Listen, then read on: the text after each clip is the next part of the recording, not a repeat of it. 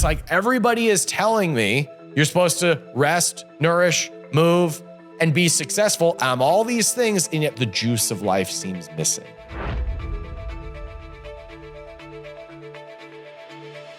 I rolled over a half wall in indoor soccer, and instead of crushing my ribs, breaking my ribs, or rupturing my spleen, I split my pancreas in half. How do we go from chronic, lifelong health problems to you being so dialed in? There's the biohacks, there's the shortcuts, the magic supplement, the magic pill. That will never change. It will always be that way, because that's what we want. Everybody wants to know the shiny, man, what is the thing I take? What is the thing I need? I mean, why are we doing what we're doing? Why are we entrepreneurs? Why do we want to be successful in our professional career? You start playing the why game, you'll start to get down to some layers where if you don't know, you should probably start investigating. And that's kind of what I call the spark, the mission, the soul, the passion. I mean, that's the real pandemic. The juice of life is missing. Dr. Ryan Lazarus, good to see you. It's great to be here, my friend. Why do people come to you, and what do you do for them? Well, I'm a functional medicine practitioner. So, the most obvious thing is I have patients seek my advice and protocols to solve a pain point. Their health is compromised. And so I identify where the issues are, where the vulnerabilities are, solve pain points. And it's mostly high performers, people who have accomplished a lot, but something's still missing, right? Absolutely. Yes. That's the framework that I use. That's the framework we'll dig into and talk about. But yeah, they're hitting all of the, important milestones, but something is missing and they need a recipe or a formula for performance. Where do you see people missing something most often? Because as entrepreneurs and high performers, we are obsessed with getting the most out of our lives, out of our businesses, out of our experiences, but we tend to over-index in a couple of areas, oftentimes money and productivity. So where do you see people like us under-index and overlook the most? It's that classic work-life balance. Entrepreneurs, we're almost obsessed. We have a goal. We want to see success in our business endeavors and in our career and in the projects and the workflow. And sometimes it's at the expense of the foundations, the absolute anchors of what people need to do to be healthy and well in their health and in their personal life. So it's an imbalance issue. How did you become fascinated with this? Physician, heal thyself. This is a mission of mine and will always be because of a circumstance that happened to me when I was 18 years old, a very traumatic injury. What happened? Man, it was a routine play. It should have been just, a broken rib or a busted up knee, but I was playing indoor soccer, about to graduate high school in 1995, and I rolled over a half wall in indoor soccer. And instead of crushing my ribs, breaking my ribs, or rupturing my spleen, I split my pancreas in half and crushed my organ. And you split it in half. Yeah.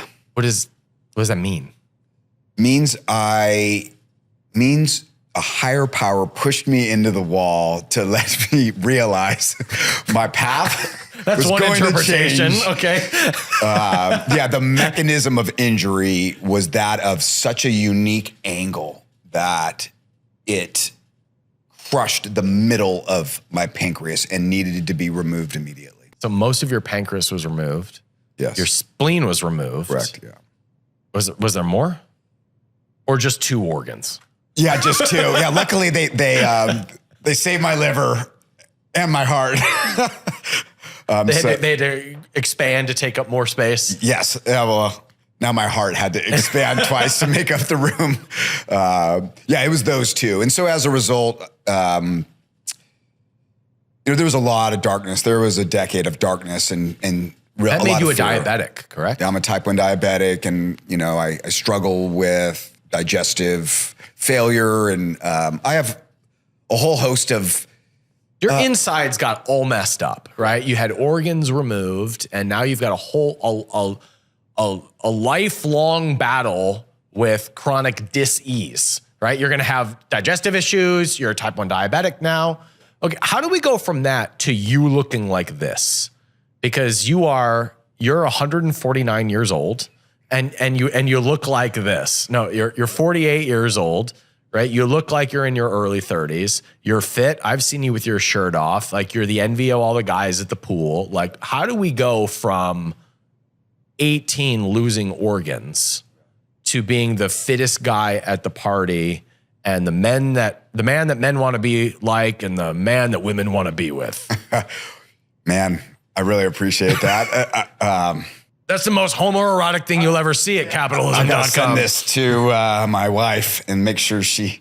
So how do we get there? How do we go from chronic lifelong health problems to you being so dialed in? That's why I'm here. That's the message that I present. That's the formula that I offer.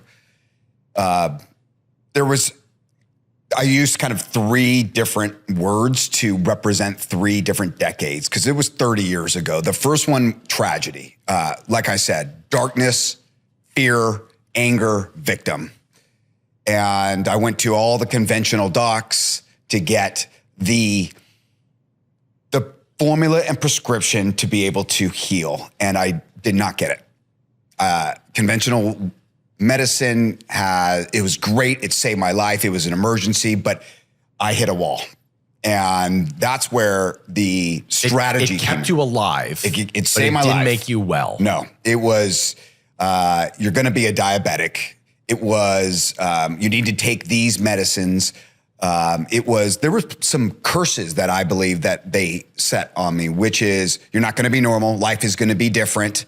The vision of yourself is going to be different. And I was not going to take that. And that's where the strategy emerged, and which is I need to figure out how to heal and how to heal myself. And I'm not going to put it in anybody else's hands. And that's where I started to, I basically became a personal trainer, a kines major, pre-med, go to school, get my doctorate, be functional medicine, clinical nutritionist. Like I was obsessed with all of the education that I needed to try to heal myself, and then realized this is the way to do it. And that's where the advocacy comes in. And now that's what I do. And so to answer your question, it was through many, many years of experimentation and applying this new knowledge and these protocols. And now I can do it in a personalized way with everybody. So we will get to the whole protocol, but I got to start with like the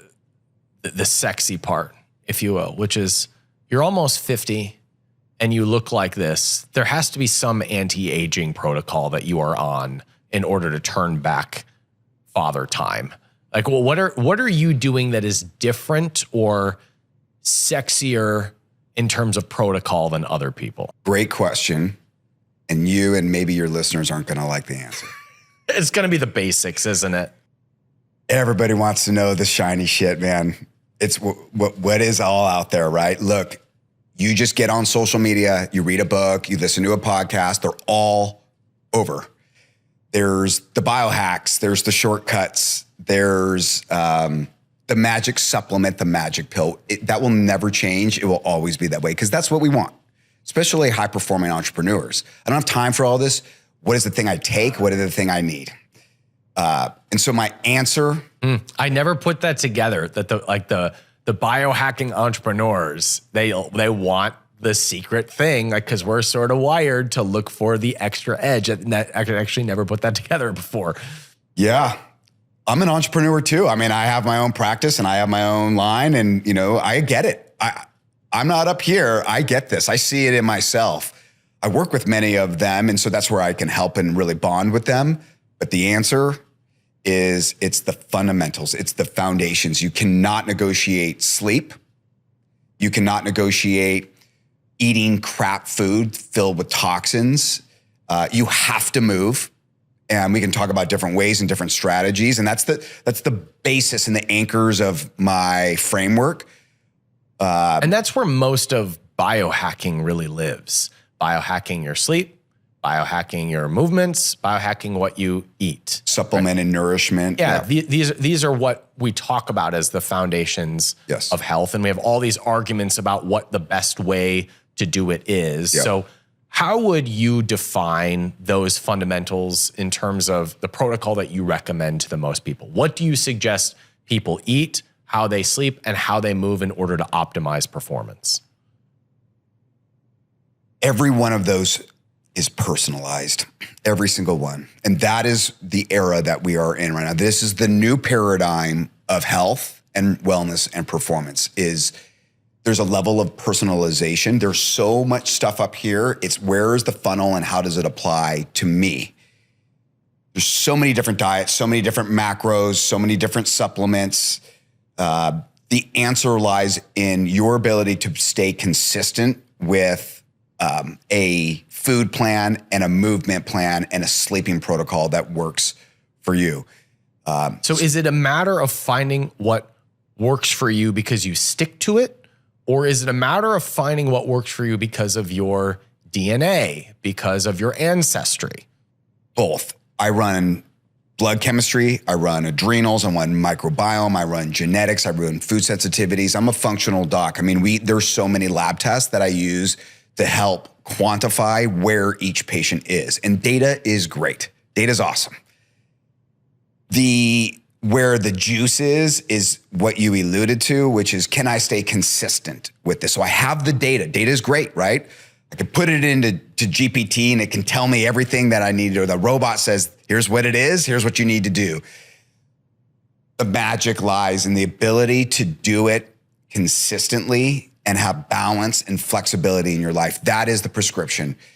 There's so many things that we could do, but can you stick with it? So the best diet is the one that you can stick to that is balanced. And look, I'm a nutritionist. I can tell you all the benefits of what a plant-based might do and what keto might be able to do, what paleo and what macros. And I do this, I build this for people. Again, the best food plan is the one that is personalized for you and the one that you can stay flexible with and adhere to in the long term. So you're talking to a group of entrepreneurs who are building 7-figure brands, who are pursuing 8 and 9-figure visions. What do they need to think about in order to optimize energy, in order to maximize their focus, in order to feel alive when they're sitting in front of the computer, having a hard conversation with an employee? What are the levers that you pull at the beginning? Mm-hmm. I identify each person's vulnerability first. So is it a movement thing? Is it a rest? Is it a sleep? Is it a diet? Is it a supplement? And then, there's the top of the framework that, we will get into more about challenge and learn and connect and your mission and your soul. But on the bottom, the anchors, the foundations, which one are they most vulnerable? Which one are they not doing that they can take a simple step to introduce? Walk us through your framework, because that's not how I expected you to answer the question. You actually look for where you're most efficient, is what you're saying. Yeah. And that's the lever that we're going to pull first. So walk us through your framework, and then we'll play a little role play with me as the patient. Love it. Yeah, this is a great idea. So there are 7 essential health elements, and it's in the book, the Essential Health Playbook, and it's what I do in the program. And the bottom is what I allude to. That's the anchors, the foundations. Everybody knows sleep, rest, nourish, and move.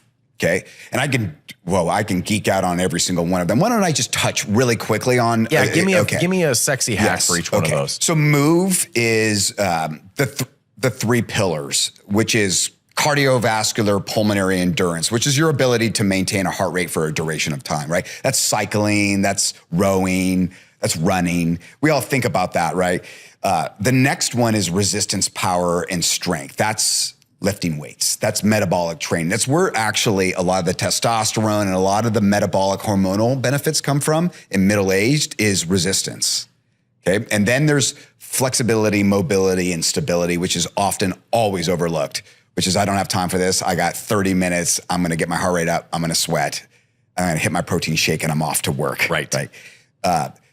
That's non-negotiable. The getting on a foam roller, I call it spinal hygiene, stretching every single day for mobility, making sure your core is strong, Brother, that is the juice for the 40s and 50s. So give me what your routine is there, because that sounds like a lot to manage. Yep. In order to for one part of the 7-part protocol. Yeah. First thing I will do is I'm on a foam roller and it will take me 4 minutes. I'll do my back, I'll do my glutes, I'll do my hams, my calves, turn over, get in my quads. If my shoulders are tight, I'll get in through my lat. Non-negotiable, just like brushing my teeth, spinal hygiene. That's the first thing that you do. It's the first thing I do in the gym. And then I stretch. I stretch my hip flexors. I stretch my hamstrings. I stretch my back. It is a non-negotiable necessity for me. And I have injuries, and so before I'm lifting weights and deadlifting and squatting and running and playing and all of that, that's what I do first. And if you're efficient with it, you can knock it out in 10 to 12 minutes. And you want to know another cheat code? You can meditate and you can listen to things. You can put in some pods. You can go silent, but you can set intentions. You can, recycle mantras. It can actually be a really important time of presence where you're just down and it's just you and you're flowing, foam rolling, stretching, doing some planks. I have some of my best thoughts and ideas and concepts when I'm just down and doing it. So it doesn't mean that you need to sacrifice other things. It's just adding, it's pairing a couple things. And then after that, I'm usually lifting weights, doing functional movements, squatting, deadlifting, pull-ups, push-ups. The big compounding lifts. Compound lifts. You don't have to go through the gym and do an hour and a half. You can do them really quick. So how long is a workout for you, and what does it look like? After I do that mobility, it's about 20 minutes of lifting. Get out of here. Yeah, give me a kettlebell, make it heavy. I could do so many different things with a kettlebell. Give me an Olympic bar, and I can go through some different complexes.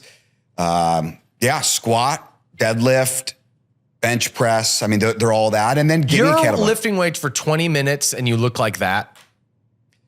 Yeah, well, you got to be strategic with it, and you got to use the right weights, and it's progressive overload. And so it's a little bit more complicated than that. Like, I know my body, but that's what I help people do is where are they? Meet them where they're at. And let's just start with doing that. It's foundational things.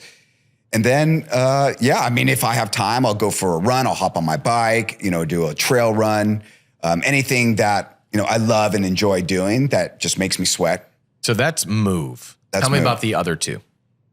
Let's talk about sleep and rest. I'm a morning person. I thrive in the morning. That's when I am the clearest. And so I go to bed early, brother. I go to bed early. And I have 2 teenagers. So it's easier for me. And if you don't have 2 teenagers and you have younger kids, it's not that easy, right? But there's like this non-negotiable window for me. I mean, it's no later than 10 p.m. I'm usually 8:30 to 9:30. What's early in terms of waking up? So I never use an alarm unless I absolutely need to. So I'm really in tune with my circadian rhythm. This is what I coach people to do, to be in tune with what that rhythm is, because it is so much more than sleep. It's neurologic, it's gut, it's so many other things. Really? Oh yeah. Your circadian rhythm is super important for hormones, for neurotransmitters, for performance. So define circadian rhythm. This is the rhythm of melatonin and serotonin. And so you get, as we kind of get tired, we have a lowering of serotonin and a spiking of melatonin. And that gives us all the cues. It's time to go to bed. And then as we sleep, and it's generally 6.5 to 8.5 hours, that is where like the bell-shaped curve of humans need. There are anomalies where you need more or less. But if you hit that and you hit your deep sleep and your REM sleep properly, I'm waking up around, between 4 and 5. Okay, so how would somebody figure out their circadian rhythm and what chronotype of sleep hygiene they need, right? Great. A chronotype, exactly. How would I figure this out? So I am a morning person. I would love to get up at 4 o'clock, right? But if the alarm goes off at 4, like I curse God and die, right? That's what I want. Like I'm getting up at 6, and that is, it's like, it takes work for me to practice that as a habit, but it's a discipline that I'm making myself a morning person.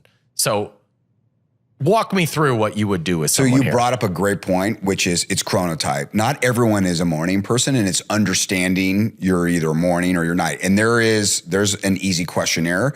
I mean, most people know, but some people thrive in terms of attention and focus at 10 p.m. So I'm not telling you or the listeners, do what I do. This is just me. We know the benefit of getting up early and having that morning miracle of setting an intention and meditating and exercising and journaling. And I mean, there's some great power in doing that, and setting your game plan and being on offense. And by the time you hit work, like you're feeling on top of the world. I can tell you all the benefits of that, but not everybody is like that. That's genetic. There are some genetic clocks that play a role in that. There's genetic variations that allow us to either be a morning or a night. But you can leverage it. You can utilize your strengths. It doesn't mean that if you're a night person that you can't get up early. Back to your question, it just means massaging your circadian rhythm a little bit. So tell me more about that. Well, you just don't want to do things that F it up, right? The ideal sleep formula is the routine is always generally the same. Okay. There's times where you're on a weekend and you're on vacation, but minus those anomalies, you want to generally have the same routine, because that's what your circadian rhythm loves, is routine. Okay. Is what you're saying that if someone maintains a consistent schedule, that their body will adapt to it? Or are you saying that your body has certain rhythms and you should adjust your lifestyle to that? Which one is more true? Back to the original question, how do I know my circadian rhythm? If you remove all of the noise and all of the distractions, and you don't use an alarm clock, and you don't fall asleep with melatonin or anything, and you remove blue light and a lot of the artificial light, like camping, like literally, if you just kind of disconnect from all of that over a couple of days, you'll generally know your circadian rhythm. So you can find that out, and then you can, to answer your question, massage it. You can move it a little bit earlier. It takes time, okay? And it takes effort and a little discipline. But if you want to be a morning person, you can alter your decisions in your sleep routine to move it earlier. Is it bad to take melatonin? It is not bad. It is not the first thing that I present to my patients. It has a lot of power if done in the right dose for the right person at the right time. So I use it. I use it with my patients. I mean, and if there's sleep issues, like really identifiable sleep issues, it's a great lever to pull to help people to go to bed earlier. So it's not that it's bad. No, it's not bad. The one takeaway that I'm tell me if this is correct, that if you were to maintain a consistent schedule, that your body will sort of adapt to whatever that is, but it requires some consistency. Correct. And it helps me understand why when I just stick to a wake up time, my life gets better in ways that I cannot describe. Once I adapt to it, my stress is less. I am more present. I respond to challenges better. And I can't even explain why. I just know that if I get up at a specific time, I feel more prepared and more able to tackle problems. Yes. Whereas if I'm waking up at 7:30 one day and 5:30 the next day and all over the place, I just feel like the day, like I'm the bitch of the day. Yeah. I am just blowing in the wind. Yeah, this is what I call in my book and in my programs and with everybody, this is the difference between offense and defense. When you have a consistent routine, you wake up and you perform a couple things, you're on offense. Offense feels great. Okay. Yeah. Offense is order. It's goals. It's structure. It's momentum. We love that. I'm accomplishing things. Defense is different. Defense is you're waking up and there's a little bit more chaos. And you wake up, you check the phone. Yep. You wake up, you check your messages. Connect to the matrix. And now all of a sudden I got all these things and got to do this. Whereas if you wake up and you have a moment there, a little buffer to check in with yourself, take inventory. How did I sleep? How do I feel? Were the decisions that I'm making in alignment with what my goals are, my health goals? Take inventory. You have a crucial moment in the morning where if you instantly connect to the matrix or your phone, you've lost that. Yeah. You can still go back and get it, but I've seen great success with people that really preserve that first interval of time and the offense. Now they set offense. And it doesn't mean that defense isn't going to come up. There's a bunch of BS that's going to happen. My argument in the book and my game plan for entrepreneurs is be prepared for defense. Have an offensive game plan. These are the things I want to accomplish in my health and in my work. But it's not all offense, brother. There's a lot of defense. There's a lot of pivoting that you need to do. And then it's realizing I'm on defense. Okay, now what do I need to do in my defensive game plan? And sometimes it's checking boxes. It's the minimal amount of effort to stay consistent.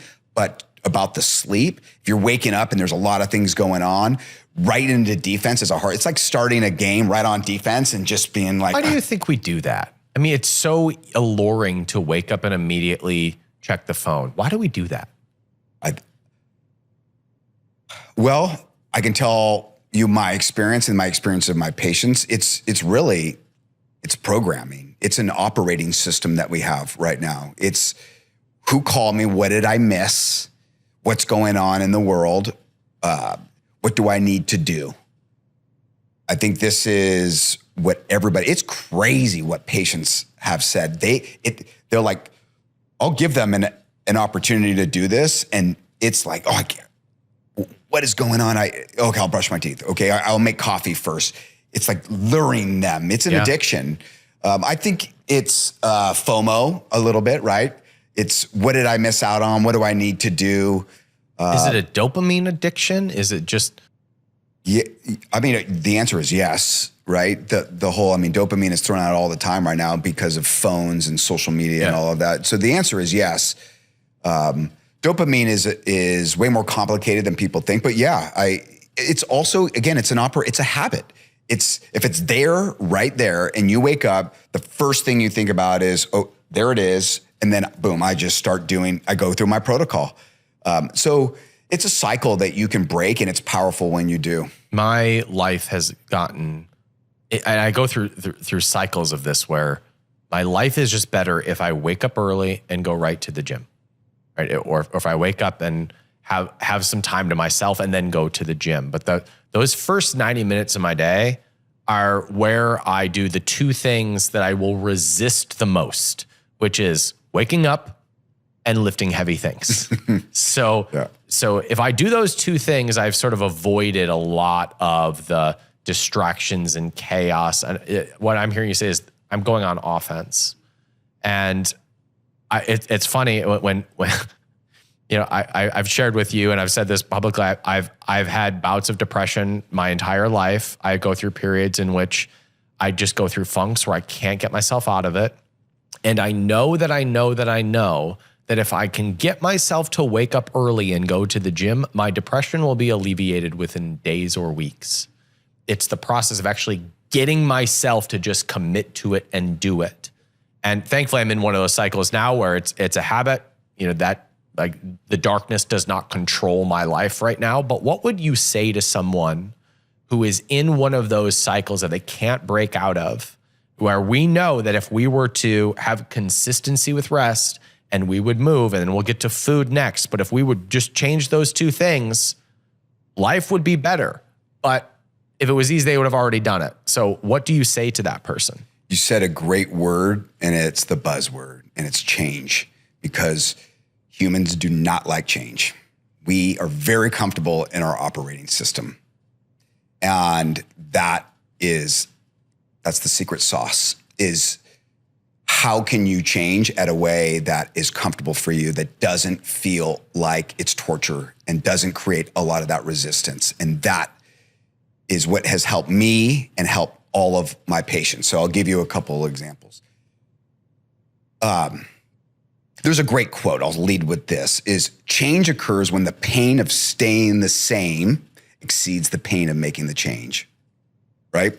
And so if you know that in the morning you thrive off this, but you don't do it and it just starts to tailspin the rest of your day, and it's affecting your relationship with your kids and your efficiency at work and your body composition, when you start feeling those pains, then you're like, now I am incentivized. And now can we go back and find out where the big issue is in the sleep? And it's going to bed too late. And so if you start to see that it's affecting you in multiple aspects of your life, and you can dissect where you can make that small little tweak, that's huge.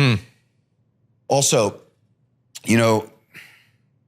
change has, I do this with my patients. So if you can recognize that you need to make a change, just recognize, okay?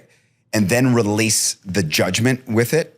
Okay, so you're aware of these habits. You need to make a change. That's the first step. And then release your judgment of your guilt or your shame about it, because that's a lot of it too, is we have, oh man, I keep doing this. This is so frustrating.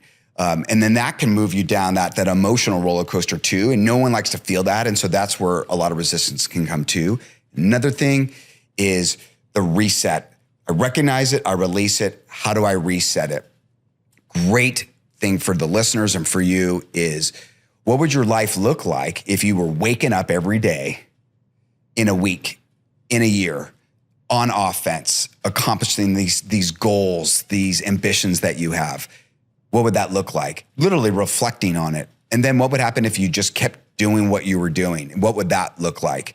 And so I think it's really important to see those two definitive different paths and know that's why I'm doing this. I want to be on that path. And so when you recognize it and you release, and then you can reflect on why I'm doing it, that's when the reset becomes way easier. And it sounds like you're suggesting that making a manageable change is more sustainable than making a drastic change. Right. For example, for me right now, I feel best when I'm up at 5:30 and I go right to the gym. Right now, I could not commit myself to waking up at 5:30, but 6:15 I can do. 6:15, I'm up, and now I move.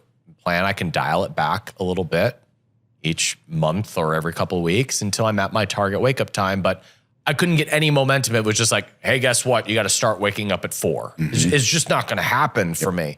And so making those manageable changes is how I can start to turn the dial in the right direction. I want to hear you talk about the third pillar of Nourish. Yeah. So we talked about move, we talked about rest. Tell me about Nourish. It's diet, it's hydration, and it's supplements. So it's, you know what? Diet is, it's a 4-letter word that starts with die, brother. Can't argue with this. It is and will always be what gets people's attention. What is the next diet? We've seen these just decade after decade. So what is the best diet? The one that you can stick to that has balance. Define balance. You should know, people should know people should have a baseline understanding of what a macronutrient is. So there's a level of knowledge that people should have. You don't need to track your food every single day and weigh it. And, tracking food is great. I have people do that in my program. They do it for as short as 2 days and as long as 2 months. Some people absolutely love it. But, once you start getting into the analytics of it, then you start becoming a diet robot. We don't want to do that. But everyone should have a baseline knowledge of macronutrients. And I see the macronutrient balance of a lot of people, entrepreneurs, is off. They're having way too many carbohydrates for their level of activity. And that's a formula for, fat growth. So it's not about going low carb per se. It's not that carbs are bad. No. It's just that you see a lot of desk jockeys who are having marathon sessions sitting. I have done this. Yeah. I do this often. And the balance of carbs and sugars in comparison to how much they are moving, that's what's out of balance. Yes. Some people will say, okay, guys, I got to go low carb. Maybe not so much the case. It's just about balancing that carbohydrate ratio with how much you're moving. Is that what you're saying? Yes, your metabolic activity. Carbs are not bad. Carbs are the quickest form of glucose, which is the quickest form of energy. They're not bad. There are bad carbs. I could go through all of those. And there's evil foods that we should all stay away from. But if it's purely a macro thing, carbs aren't bad. If you're waking up and you're training for something really hard, that requires you to train for 45 minutes to an hour at zone 3 or 4, which is, a high heart rate, you're going to need carbohydrates. That's a performance protocol. So, but if you're sitting or commuting or in meetings a lot, your carbohydrate intake does not need to be, 250, 300. And so just understanding where you are in terms of your metabolic activity and just dialing that in, that's a great way to start. So knowing your macros, okay? Everybody should be eating foods that support their microbiome.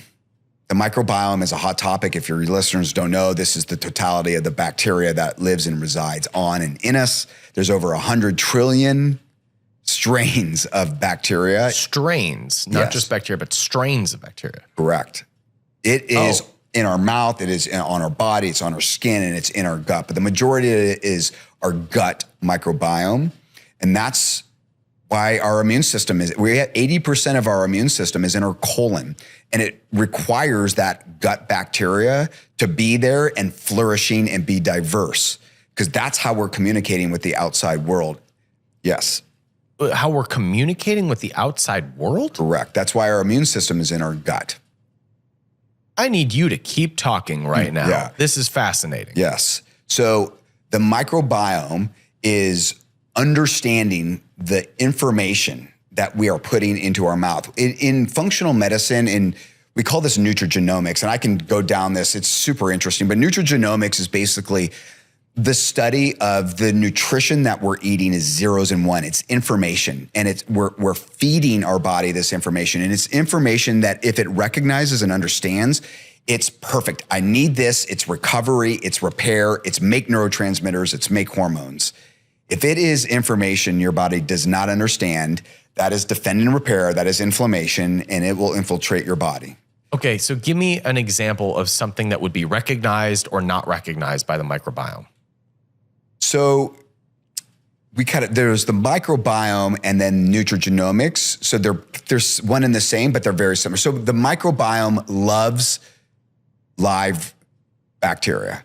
Okay, this is kefir, this is sauerkraut, these kombuchas. These are the live cultured bacteria that we eat that feeds this. And then there's prebiotics, which are foods that break down and feed. They're superfoods for that microbiome. Give me an example of what a prebiotic would be.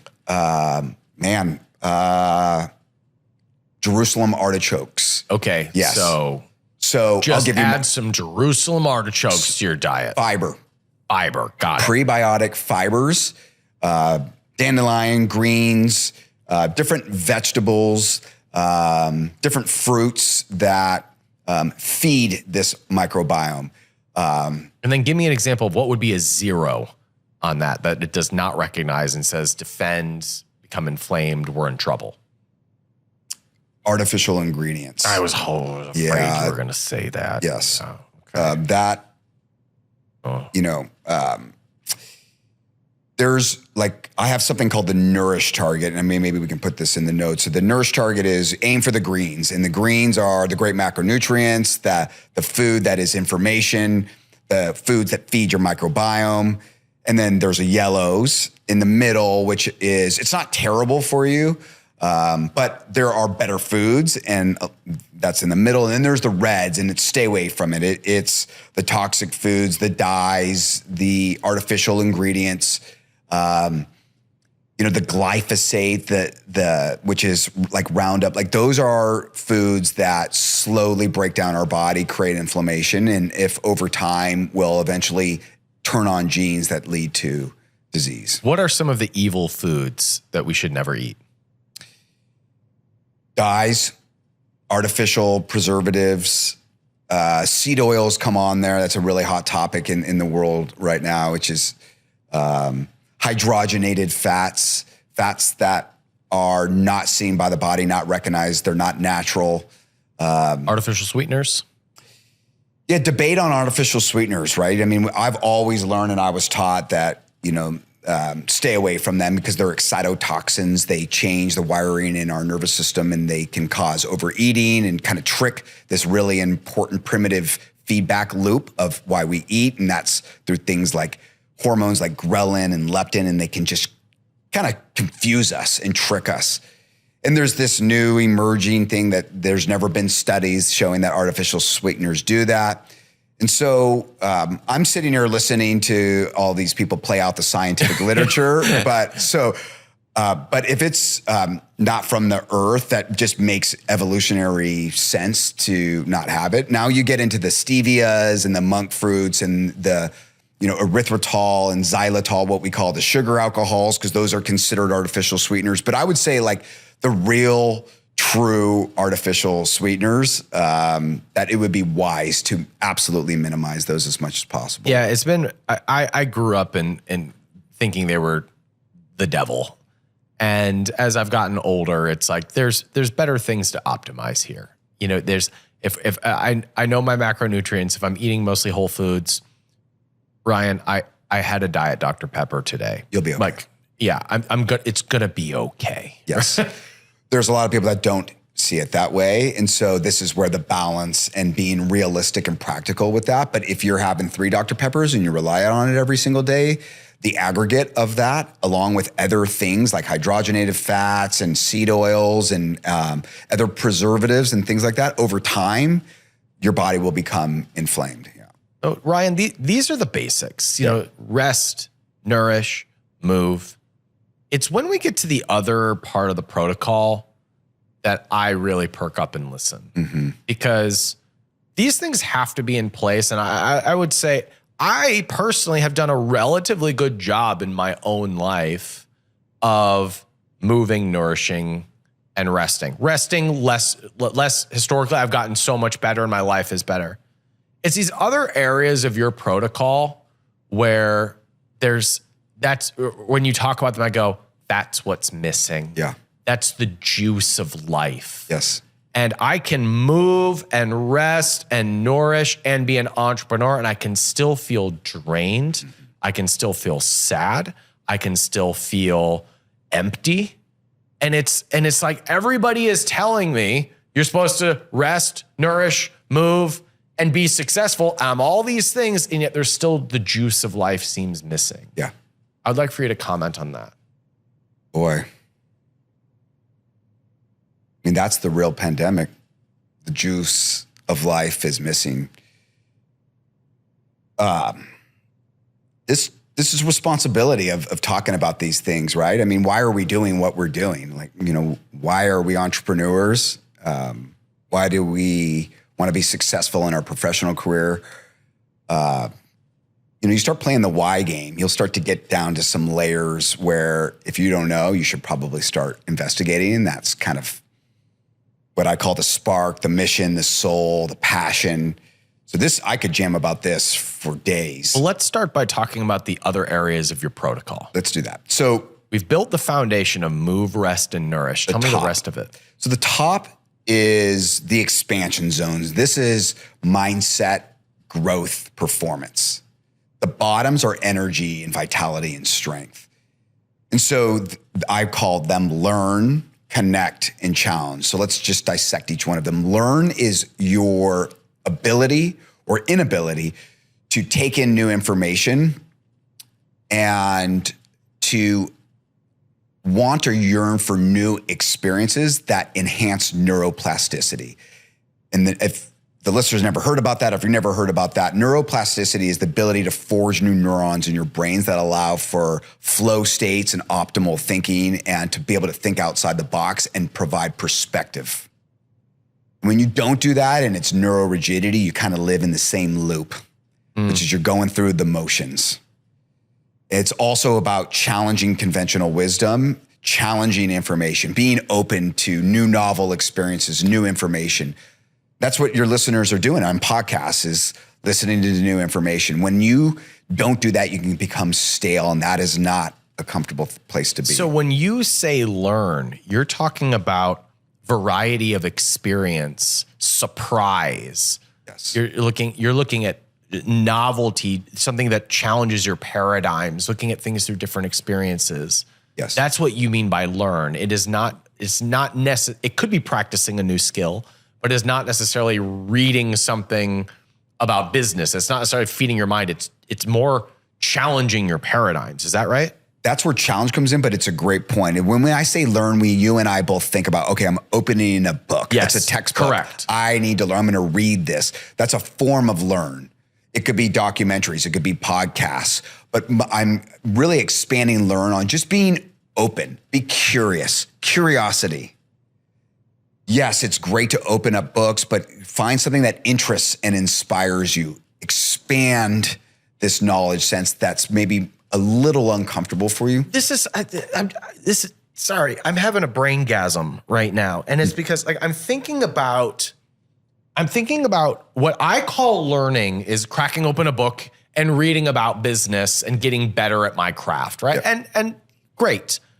But what really excites me is when I find a debate about a topic that I'm curious about and somebody says something that challenges what I believe and it makes me think about something differently. And then I go down a rabbit hole of understanding their perspective and I see the world from a whole new lens. I get so fired up. I mean, the funny story about this is I saw a debate between economists recently. And there was someone who was arguing from the perspective, this is going to bore so many people. Just nerd out with me for a second. Yeah, I'm interested. Somebody was arguing from the perspective of modern monetary theory. And that is basically, we can just print more money as long as it doesn't cause too much inflation. Okay. And I was like, there's people believe this? But it challenged some of my assumptions. And I had so much fun for the next month listening to everything I could about this economic theory because it was so different from what I understood. And there were some things that I ended up learning and most of it I ended up just discarding and not seeing as practical or applicable. But I was so fascinated by something that challenged my paradigm. Yes. That's what you're defining as learning. Yes. That's fascinating to me. Be curious. Like that, I could see it in you. I see it in your eyes. I could see it in your body language. It was very energetic. You shifted some of that energy currency and bandwidth into something to explore. There's a liveness to that. That is in us. We are explorers. That is a requirement by a human being. Adventure, exploration. And if you compare that with a challenge and then connect meaning connect to your brain and connect to a tribe. That's, man, like I said, that's the juice. You're excited. You want to learn, you want to set challenges, you want to share it with people. When you can allocate energy into those three things, man, the sky is the limit. So hit me with the other two, the challenge and the connect, and then I have some questions for you. Yeah, let's go to connect. My definition is connect to nature. That is, in my opinion, another non-negotiable. It doesn't mean you need to go out and do a vision quest for a week, although that is very cool. My parents sent me. I was before my injury, and we're like still now. I was a child that was very curious and not really thinking and processing before making decisions, and it got me in trouble when I was young. And they sent me, my father and all his brothers were all Eagle Scouts, old school, go through the rite of passage with that. He sent me to Boy Scouts and I quit. And so he says, okay, well, you're gonna learn in a different way. So he sent me on a survival camp when I was 16 years old in Wyoming in the Grand Tetons. And for 32 days, I learned how to engage and have a relationship with nature. Wow. Yeah. And so it was sent for disciplinary reasons, but that was another huge milestone in my life where if you can remove noise and you really, truly be freaking bored, there's no impressing other people. It's you move from A to B, you get your food. There's nothing else that's important. That can shape another lens in your life too. And so connect to nature does not need to be that, but there is a restorative property to just going for a walk, getting in the woods, going to the beach. Just like that is a priority. Now there are studies that are showing how it can reset our adrenals and our nervous system. So that is why I put that in connect. It's necessary. And if you're just in a city and it's just, you wake up every day and you're in your car and you're in the office and you're always just looking at the walls or the computer screen and you're feeling neurologically like something is missing, the easiest change is go for a walk, spend an afternoon and go into a lake or go to the beach if you are by a beach. Find an opportunity to just remove the noise and be in nature. So that's part one of connect. And then, brother, it's connect to here, okay? Connect to self. And this is where mental fitness comes in. And mental fitness is learning how to train your mind. Because if you don't train your mind will train you. And that means if you have an untrained mind, it's very hard for you to disassociate yourself from your thoughts and your emotions. And you are not your thoughts or your emotions. We are just consciousness. We are just an observer, a witness of all of this story. And if you don't practice training your mind and flex this brain muscle, you can now start to be taken by these thoughts and these worries. And when you can't differentiate that, that's where anxiety can come in. I'm just thinking about the times that I have been most out of alignment with these areas where I'm not learning anything new, where I have no control of my thoughts, no space around my thoughts. I'm not following a routine and I'm not moving. Mm-hmm. The natural order of things is going to mean that I am fat, unhappy, lost, and not in control of my life. Yes. And especially as entrepreneurs, our entire dream is freedom and control over our own lives. And we pursue the money and financial part of this because that's what we want to solve first. That's what we want to control. That's the means, right? Yeah. And oftentimes it comes at the expense of we're sitting inside at desks in front of screens, eating processed food, waking up and checking our phones. We're doing the same thing for a long time. We're disconnected. We're working from home. We're not in nature. We're not with other people. And so I'm starting to see where I have fallen out of alignment in my life and how I can bring back the juice by optimizing in some areas. But Ryan, I know what levers to pull for movement, rest, and nourish. Mm-hmm. I feel out of practice with learn, challenge, and connect. Let's talk about it. Yes, please. I mean, I have a friend who lives off in the woods. Once a month, I go visit him. He requires no phones in his house. Like, he went extreme. Yep. I love going to visit him. But apart from that, I live in society. Yes. So tell me how I can welcome and invite more learning, challenge, and connection into my life. Let's do connect first off. Dare I say the M word? Meditation. Oh, I thought you were going to say masturbate. Oh, okay. Well, we could talk about that for hours too, but that's a different podcast, right? Look, there's 3 buzzwords that people think about torture and restriction, and that's diet, exercise, and meditation. They're probably the 3 most powerful levers, right? I don't say meditation. That's why I've called it mental fitness. Learn how to train this thing. But if you've never done it before, it seems daunting because no one is good at it, because the human mind is a monkey mind. And your recognition of that is part of the process. It is very, very hard to sit and meditate. And so I help people. I help them lean into it in a really simple way. It is very hard to not think. And that's where people fail on this thing. So just having an opportunity anytime, it could be in your car, it could be while you brush your teeth. It depends on you or your listeners' knowledge or experience with this, but it does not need to be this position in this posture for 20 minutes, okay? That's a big challenge for many people. It could literally start with just focusing on your breath in and out. What does it feel like on your nostril or in your belly for 3 breaths? It could be brushing your teeth.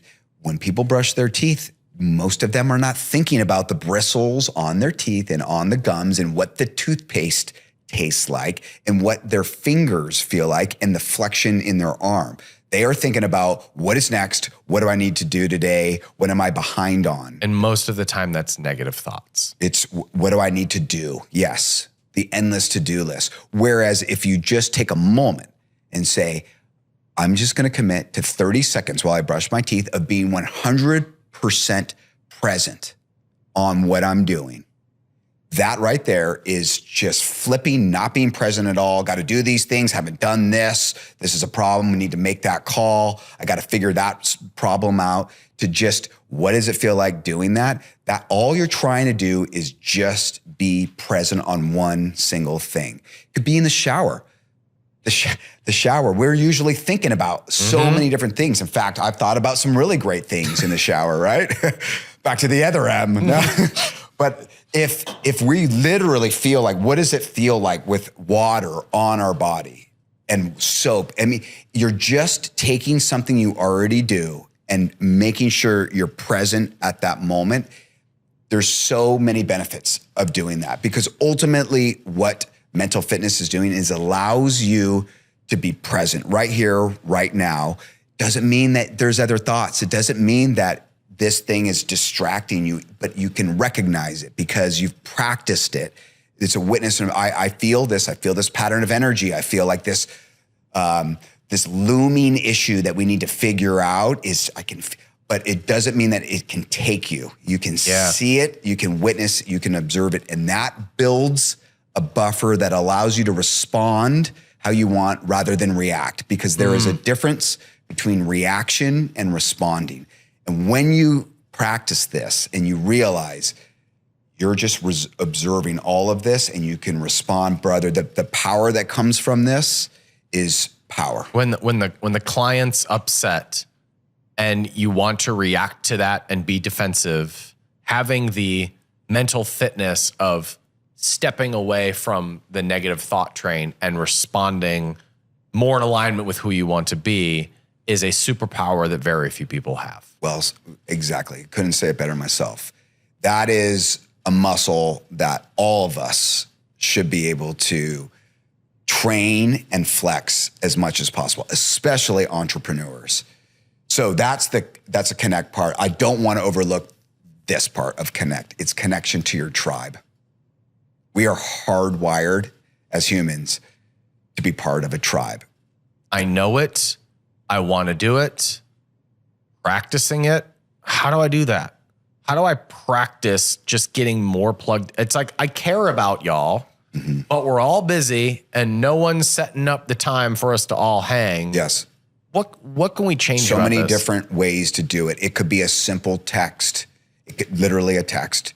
If you're super busy, really, really busy, just a text to somebody and say, hey, I'm thinking about you, a phone call, just something to pull you out of the loop of problem solving and figuring it out, just to like maybe tie in a different aspect of your life, just to kind of like reconnect with different people at different phases of your life.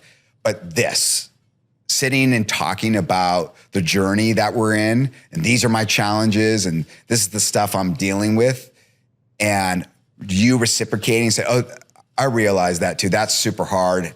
Not even maybe for trying to solve anything, but just to talk about it, super important. I have something called a Thrive Tribe. It's in my book, but a Thrive Tribe is also people that prioritize health and performance. And it's really important because it's the law of five. The law of five states that we eventually make decisions and have priorities with the 5 closest people in our life. Really interesting science. If your law of 5 or your tribe is not in alignment with health, wellness, or performance, sometimes you can validate making bad decisions that are not healthy. And so finding a Thrive Tribe, it doesn't have to be 5 people, but it could be a person. You know what? It could be your podcast. It could be somebody that you don't know, but someone that is advocating doing these things and doing it consistently so you're reminded by it.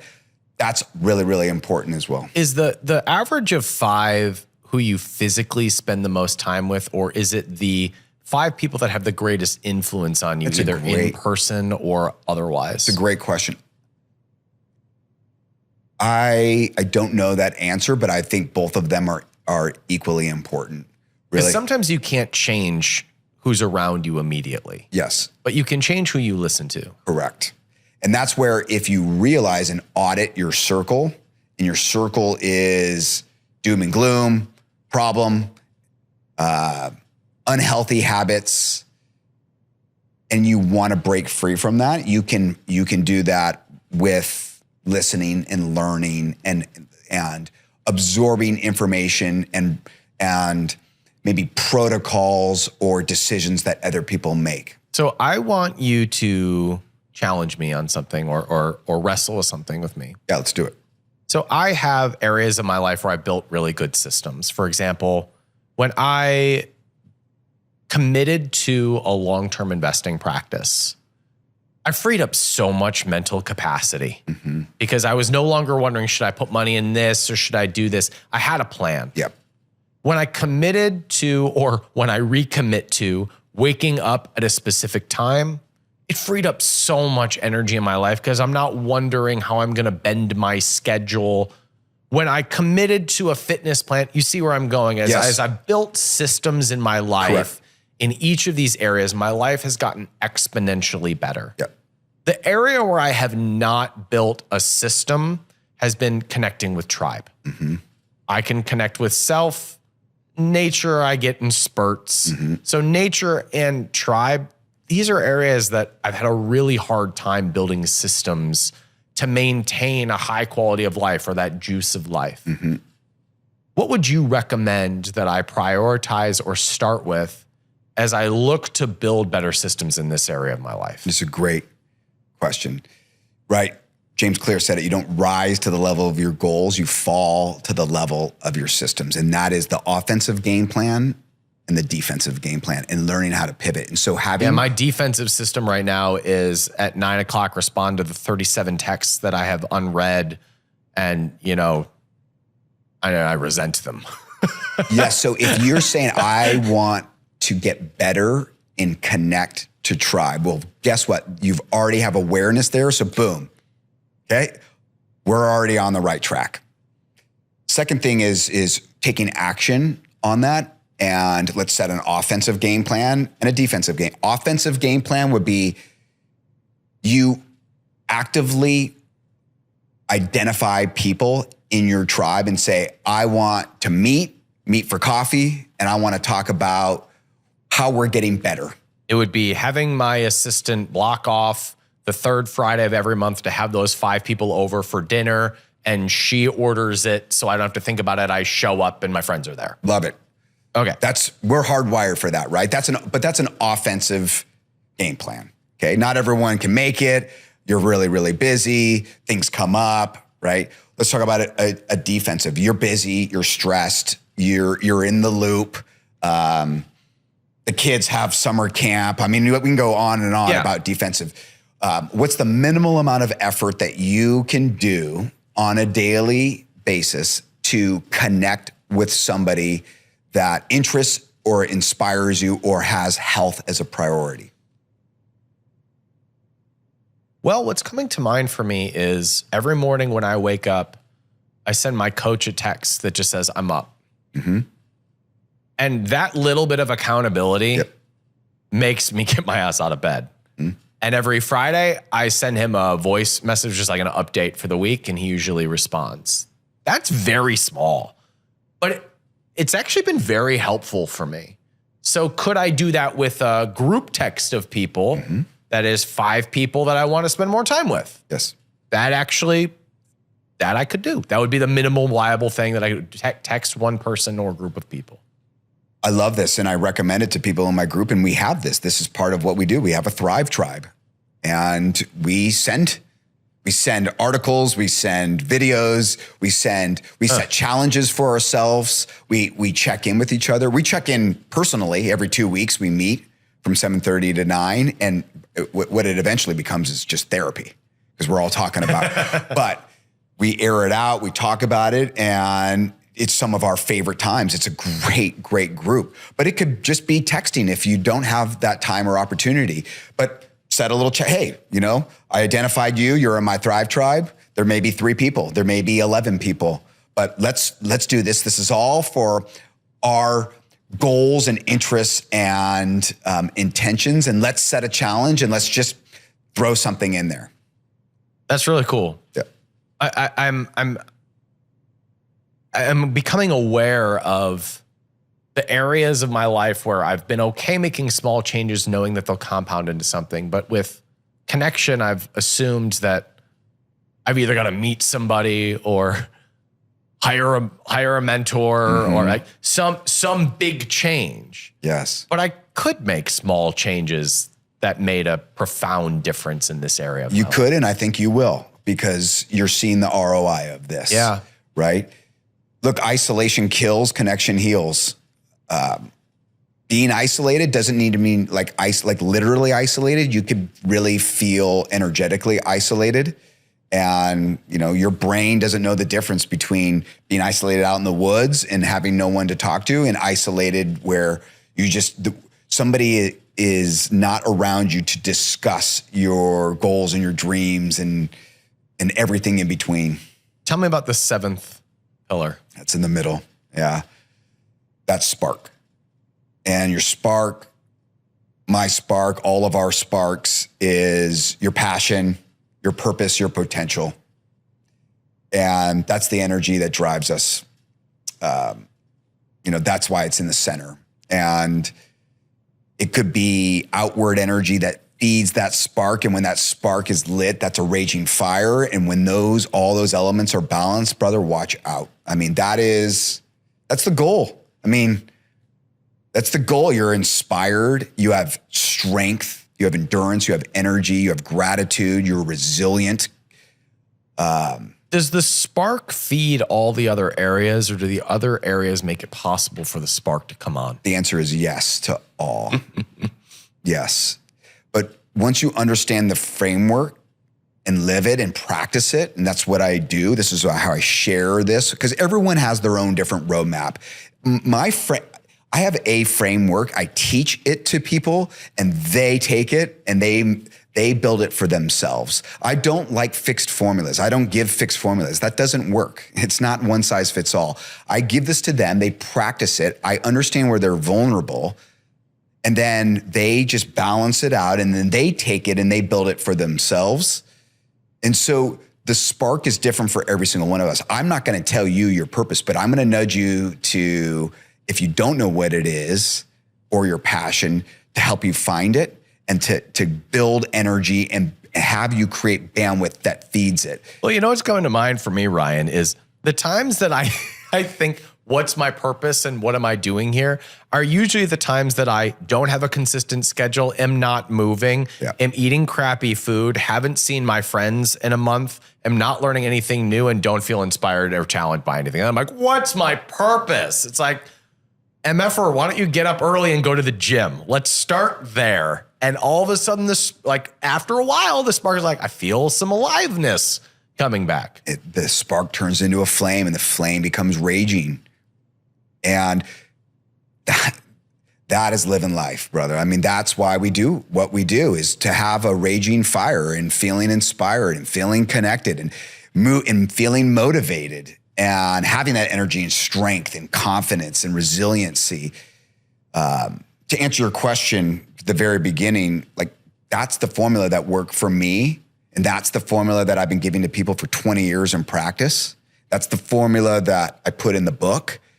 And that is the most rewarding thing ever, is to give the people the framework and have them figure this thing out and then have this thing grow. And I think your realization right there is that epiphany is what I love seeing. What's the most dramatic transformation that you have seen someone make? Oh, man. So there's been some crazy milestones with, like, and I'm very careful as a practitioner to say heal, but I've seen remarkable conditions healed by addressing every single one of those. Like, lab values completely changed, no longer diagnosed as whatever they came in with. And it goes from type 2 diabetes to autoimmune conditions to neurodegenerative problems. I mean, you name it.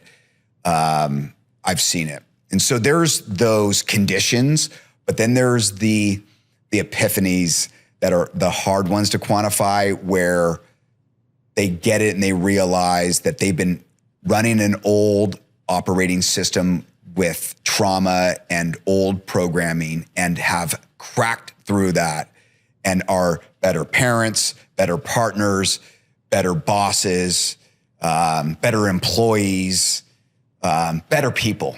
And they're countless. I would never give you names, but I can just throw out people. I've had, my office is in Silicon Valley, so I have a lot of tech. I have a lot of people that come into me and are dealing with startups and have, leadership positions and high-level CEOs, and are completely not present. They are not present. It is just waking up and it's tasks and it's got to check this box and move on to the next thing. Yeah. And I sat down with a guy and he was not present at all. I mean, hey, dude, did you get my labs? What do I need to do? Tell me what I need to do. Like, dude, I want to get in shape. Just tell me what, and interrupting me, not present, checking his phone all the time. Really frustrating to work with somebody. And I'm like, okay, this is my challenge right now. Mm-hmm. And built a mental fitness protocol where he started to become present. He started to realize how short he was with all the people in his life and how important it was that he there be present. And he explains, this is what I admire about you. This is what you're doing well. Practicing mental fitness, expanding the brain, waking up, finding the ROI, realizing he was an observer of his thoughts, and then that starting to translate into everything. And then once he had that, then he's like, okay, I get it now. Let's start dialing in the nutrition. Now the energy came in. The body composition started to get better. He started to build confidence. People are starting to recognize it. They're like, bro, whatever you're doing, you're like on a different wavelength. And then it's like, okay, well, I want to eat perfectly. I need to get sleep. I want to dial this in. And he just started to do it himself. And it was a remarkable spiritual transformation that permeated it into every aspect of his life. And it happened quick. Like the reason why I brought him up, I called him Trevor in the book.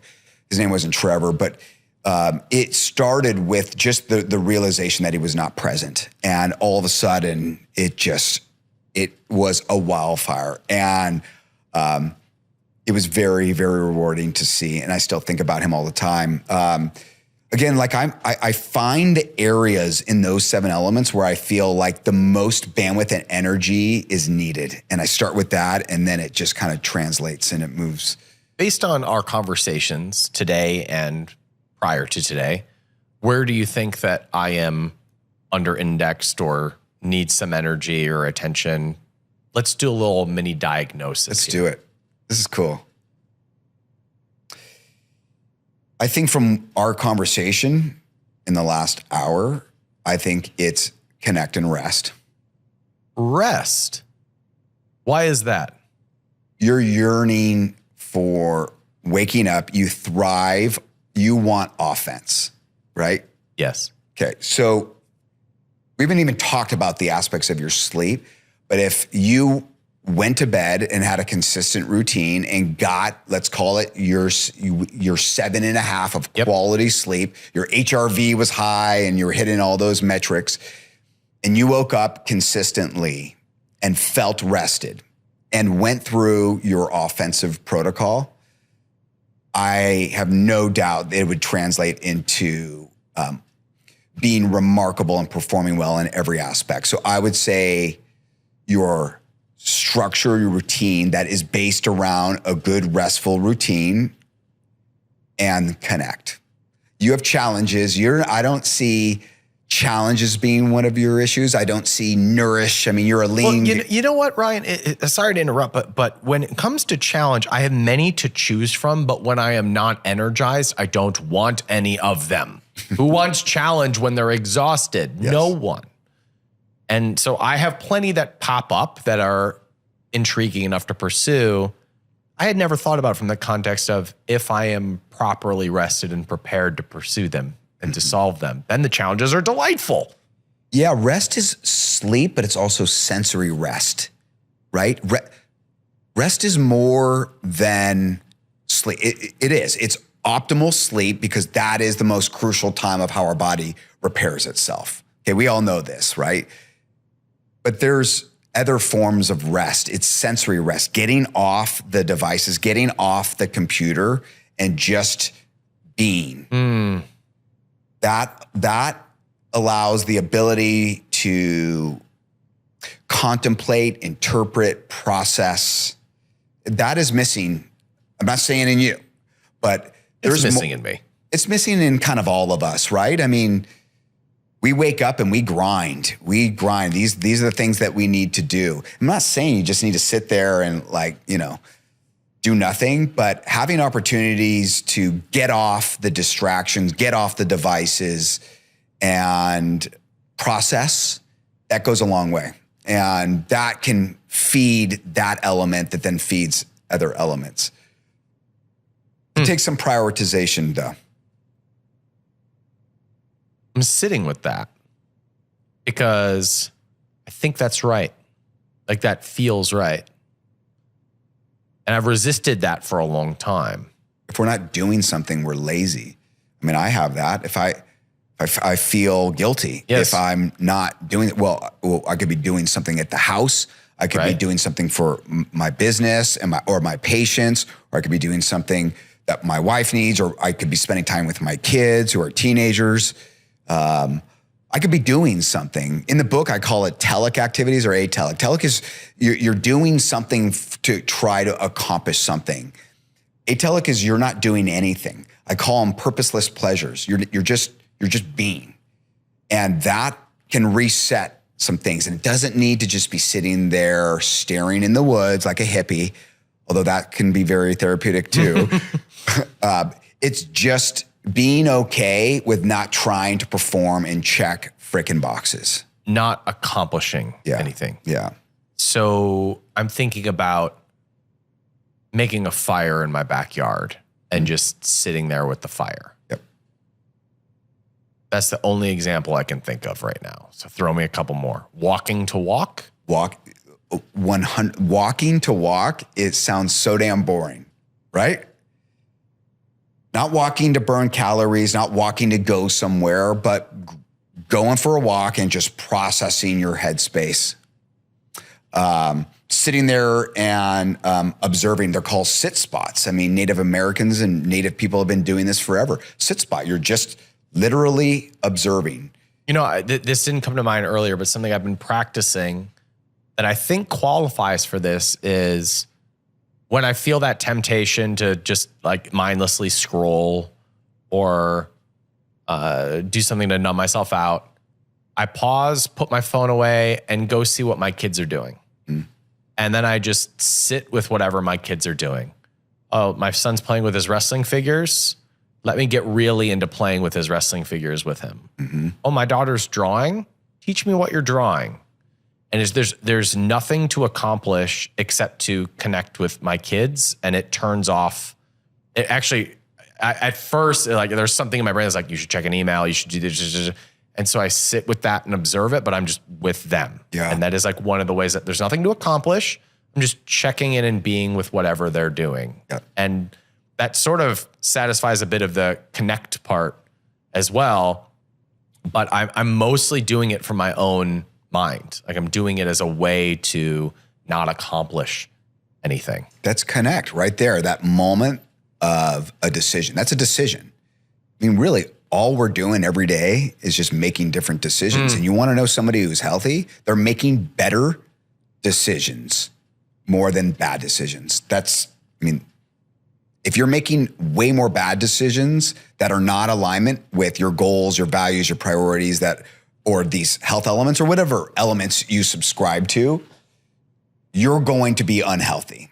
If you're making a lot of good decisions that are aligned with your values, your priorities, your goals, and have health in mind, you're going to be healthy. You made a different decision right there. You could have gone and done that, but you value your kids and you recognize, and you had a moment of presence there. You said, this connect is important to me.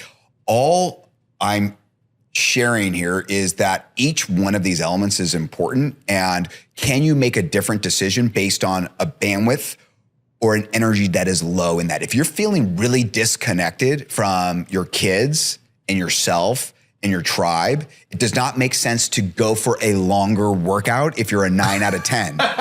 If you're eating perfectly, you don't need to prep more food. You know what I mean? It's taking inventory and seeing this thing, this dynamic process, and saying, so true. I'm low here. I just need to allocate a little bit of energy, but that requires making a different decision and a little bit of a change. And that's how I coach people. But once you do it and you start to see this as this dynamic thing, my ultimate goal for being healthy, like I said, is beyond the decisions. It's balance, it's flexibility, and it's consistency. And the balance is, once you know the roadmap and you know the framework, how can you just make a little different decision based on what you need at that moment? If you don't know that or don't have a framework, you're just going to end up repeating the same decisions, right? And that's the loop. How long do you think that you'll live? I've asked myself that. Well, in fact, in my dark days, in the first, I was scared. Like, I did not know if I was going to be healthy. And that's why I became obsessed with doing all of this. And now I've come out of the woods and have this kind of balance protocol. There was times where I didn't know. I hope that I don't want to give it a number. I would love to give it a number, but I will tell you the quality of life where I feel strong and confident and clear and motivated and resilient and mobile, and the people in my life that are important to me, that we're doing enjoyable things together and having quality experiences. That's the most important thing. Longevity right now is a big thing, and anti-aging and all of that. And I get it, right? There's so many biohacks for this stuff. These devices and supplements and NAD and peptides. And I love these things. I know them well. I give them to people. I take them. But what is why? As long as I'm in balance with those things and I'm doing these things and I'm feeling like that spark is lit, I don't have the time, but I'm hoping it's a long time and I'm accomplishing all of those characteristics. How long do you think humans are capable of living? Yeah, well, you ask a couple people, they're saying 200 plus years, right? Do you think we'll see that? Like, in our lifetime, I know people who say, like, we're going to see people who live to be in the multi-hundreds. I think it's so. I think we are learning so much. I think I'm at the cutoff where it's like we're just gonna miss that, right? But in our generation, how long do you think? Well, you start looking at Sinclair and these people that really truly understand the aging process, and cellular sustenance and autophagy and all the biohacks of why we do these things. And I won't name names, but we have people that have dedicated their entire life to absolutely optimizing every freaking decision for that of longevity. You're not going to say the name of Brian Johnson? Was that what that was? He's one. Yeah. I mean, it's interesting. You're not going to say Dave Asprey? I watched his documentary and found myself judging him. And who am I to judge? That's his role, right? Yeah. I find it very, very interesting. That's not for me because, again, I see through the lens of balance. I think I was judging him through my framework. I'm like, there's some things that are really lacking there. But who the hell am I? That's what his mission is, right? To answer your question, I think we'll learn a lot, and we are learning a lot, and we will be. But what do you think today? How long can we live? I have no doubt that we will start pushing in the 150s. Yeah. In our lifetime.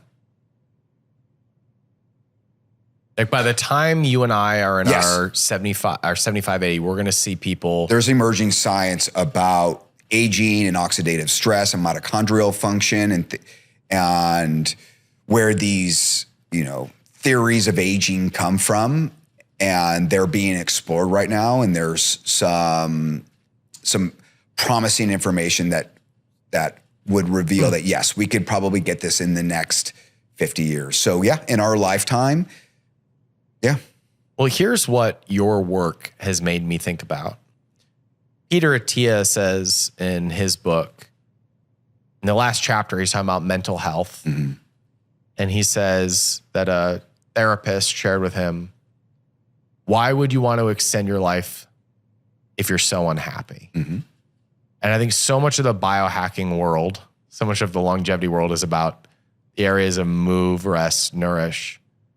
But if we don't have the things that challenge us and inspire us, what's the point? Because that's what we're doing all of this for. And so you've helped me contextualize why sometimes I can feel so accomplished and yet still feel so empty. And not only that I feel empty, but there are little changes that I can make in order to change that. In the same way that I've changed my body, the same way I've changed my diet, the same way that I've changed my portfolio size, I can also change the amount of inspiration and challenge and creativity that I feel as well. But thank you for being an example of that. I hope I look and feel like you when I grow up. Dr. Ryan Lazarus, it's great to see you. Thank you for being here. Thank you for the opportunity, and I wish you the best, brother.